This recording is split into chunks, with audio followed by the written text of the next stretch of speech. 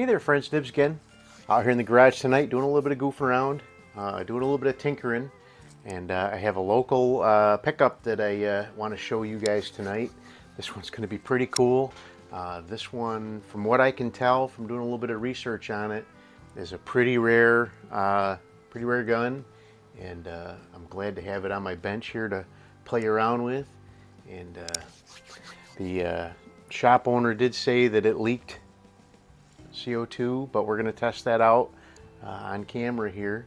Hopefully we'll be able to get at least a couple shots off with it, but what we have here is a really cool old Benjamin.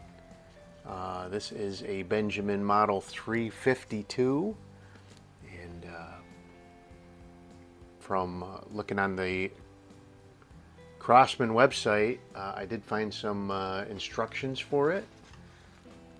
Exploded or a parts diagram for it, and they said that these were made between 1954 and 1957, and in 1958 they went up to a model 362, which the only thing I think might be different between the two is the 352 only has one click for power for the CO2, and then the 362 actually had two clicks, kind of like some of the old Crossmans did.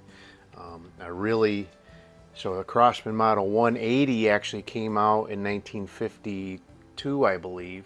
So I believe this is Benjamin's kind of answer to that gun, or trying to answer to that gun. The difference is the model 180 takes one 12-gram CO2. Then they also had a model 160 that used two 12-gram CO2s. This one actually uses a little 8-gram CO2. So here is the 8-gram and here is a 12-gram right next to it, so you can see the difference in size. So obviously your shot count's not going to be as big, but as long as you're holding air, you should be able to get, I don't know, 15 or 20 shots out of it anyway. But this one is 22 caliber. They only list a 352, which is 22 caliber, but then when they went up to the 360 series, they had a 360, I didn't bring that paper out with me. They had a 360, 362, and 367, I believe. So I believe the 360 would have been probably a BB gun, 362 is a 22 caliber, and 367 is a 177 pellet.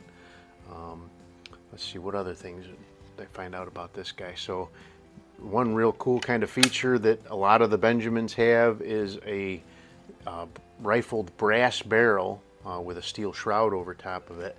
And what I read, they did that brass barrel because a lot of these gases and stuff are attract moisture, the CO2 and air and things like that attract the moisture down the barrel, and a lot of people were pretty bad about cleaning things back then, and even now. But the brass won't corrode. It'll erode if you use too hard of pellets, I guess, in it, but at least it won't get rusty and corrode. But so it has this kind of weird long tube on it. I'm not really sure what the purpose of that was, but so before I started up, I did go ahead and put a little oil down in there and put a little bit of Teflon grease on the seal here, just to hopefully give it a little bit of fighting chance to seal up. But let's go ahead and get here's our 8-gram CO2 cartridge. I'm going to put a little drop of oil on the tip of that like we always do.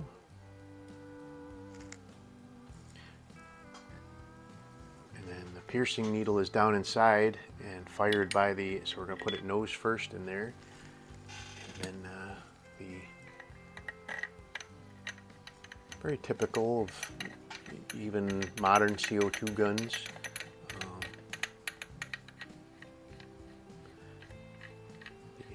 Shop owner couldn't remember if it was leaking here or down by the valve. It looks like there's really only a couple of rubber pieces in there, maybe the exhaust valve and then the O-ring that is up here in this cap. Is really all I can see on the diagram as far as replaceable parts. So let's go ahead and cock it. There, he's cocked. And oop, I hear it leaking. Yeah, it's leaking right around this front here. So let's go ahead and see if we can get a shot off before it's all gone.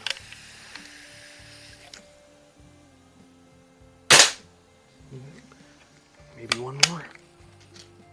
Yeah, that sounds like it stopped. Darn it. Nope. Well, I got one shot off. So that is so that's actually not bad. If it's only that O-ring, I can probably, let me pause this. I'm going to grab my O-ring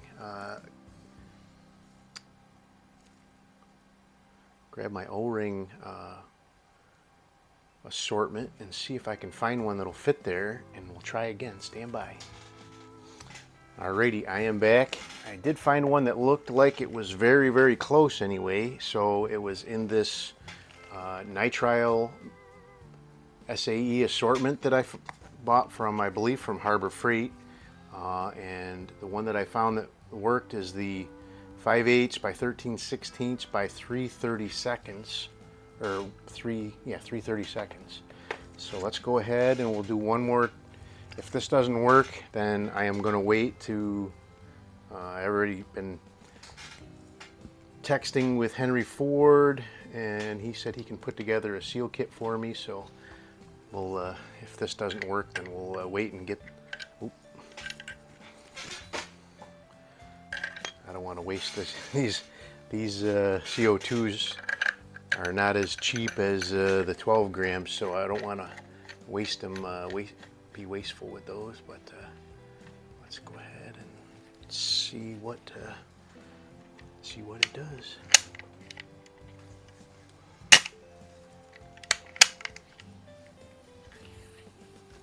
It's better, but still, oops,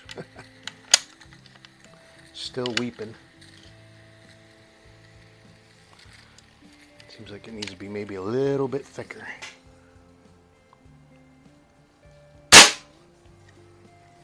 Definitely got some power.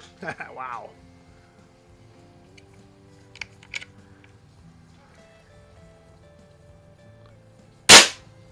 Hitting a little high. Definitely seems like it's only that O-ring up in the front though. There's a better shot.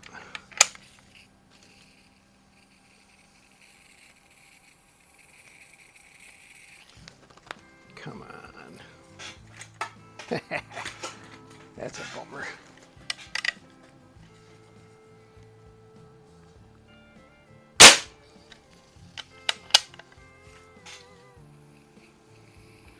This thing could be a lot of fun once I get her working, you know, holding air really good. That's 3 shots into the same hole.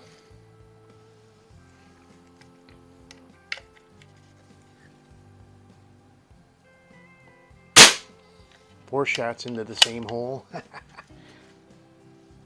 That is pretty awesome. Maybe I'll experiment and try some different. I've got some metric. There it goes. It's. I think it's just about. Once it gets down to the bottom, these guns tend to just weep everything else out. So, all right, that's it. Maybe I can. I'm not gonna do it with you guys on this video, but I'm gonna play around with perhaps some different size, maybe a metric. Find a metric that's real close, maybe just a touch bigger. So what would be the next? 1/8? Nah, I don't want a 1/8.